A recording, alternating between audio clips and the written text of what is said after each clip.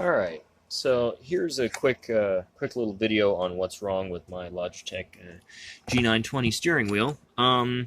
Basically I have the unit apart, just like I learned in that video, and there's your little rack and pinion unit, and when it gets to the end, it wants to lift up and jump. And it does the very same as it gets to the other side. The unit wants to jump out of its spot because of the broken mounting area down there. Now, up front here, it's kind of unusual. In the video, it was saying that these are your mounting screws, and that's correct.